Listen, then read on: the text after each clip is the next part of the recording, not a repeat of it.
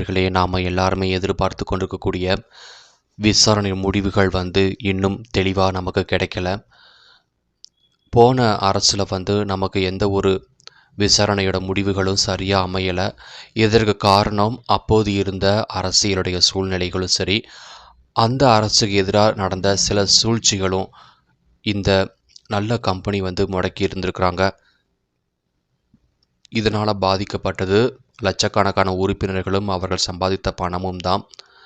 நம்ம ஏற்கனவே சொன்ன மாதிரி இந்த ஆட்சி, அதாவது மாண்புமிகு விஜய் அவர்களுடைய ஆட்சி அமைந்ததும் எல்லாருக்குமே நல்ல ஒரு செய்தி கிடைக்கும் அப்படிங்கிறது தான் எல்லாருடைய நம்பிக்கையாக இருக்குது. அது எல்லா வகையிலுமே இது நல்லபடியாக இருக்குங்கிறத நம்பியிருக்கிறாங்க. குறிப்பாக ரொம்ப ஒரு 3 வருடமாக மைவி3 கம்பெனி மேலே கொடுக்கப்பட்ட ஒரு பொய் புகார் 3 வருடங்களாக போய்கொண்டு தான் இருக்குது. இதில் விசாரணை என்ன மாதிரி இருக்குது, இந்த புகாரினோட உண்மைத்தன்மை என்ன அப்படிங்கிறதுக்காக யாருமே இன்னும் பதில் கண்டுபிடிக்கலை. விசாரணை எப்படி போயிட்டுருக்குது, இந்த கம்பெனியோட ஓனர் என்ன மாதிரியான கண்டிஷனில் இருக்கார் அப்படிங்கிறது யாராலுமே சொல்ல முடியல. இதற்கெல்லாம் காரணம் அரசியல் சூழ்ச்சி மட்டுமல்ல, தனிப்பட்ட பகைமை காரணமாக அவர் மேலே நிறைய பொய் புகார்களை அடுக்கி ஒவ்வொரு புகாருமே விசாரிக்க கூட ஒரு சரியான நபரோ சரியான ஒரு நேரமும் கிடைக்காதனால தான் இவ்வளவு மாதமாக இவ்வளவு வருடமாக இந்த புகார் தள்ளி போயிட்டே இருக்கிறாங்க. ஸோ இதில் இருந்து ஒரு விஷயம் நமக்கு கிடைச்சதுக்கு அப்படின்னா, நம்ம உறுப்பினர்களை ஒரு 30-40 பேர் என்ன பண்ணுறாங்க அப்படின்னா, ஆர்டிஐயில் கேஸ் போட்டு விசாரணை என்ன மாதிரி இருக்குது, விசாரணை எப்போ முடியும், முடிவுகள் எப்போ வருங்கிறதுக்கான கேள்வி ஆர்டிஐயில் கொடுக்க போகிறாங்க. அதாவது ரைட் டு இன்ஃபர்மேஷன் ஆக்ட் அப்படின்னு சொல்லக்கூடிய இந்த ஆர்டிஓவில்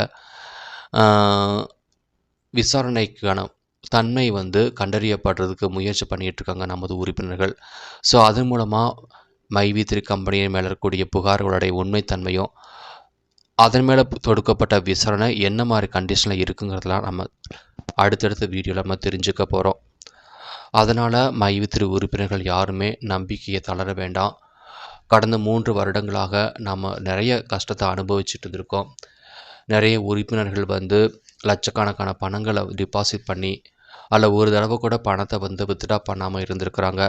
ஸோ அவங்களுக்காகவும் இந்த கம்பெனியே நம்பி சில குடும்பங்கள் வாழ்ந்து கொண்டிருக்குது. அவங்களுக்காகவும் நம்ம எல்லாருமே சேர்ந்து முழு முயற்சியோட ஒரு அமைதியாக தான் நம்ம என்ன பண்ண முடியும் அப்படின்னா, இந்த கம்பெனிக்கு ஆதரவாக குரல் கொடுக்க முடியும். கண்டிப்பாக இந்த அரசு அனைத்து மக்களுக்கும் பயன்படுற மாதிரி தான் அமையும் அப்படிங்கிறதுல எந்த ஒரு ஐயமும் கிடையாது.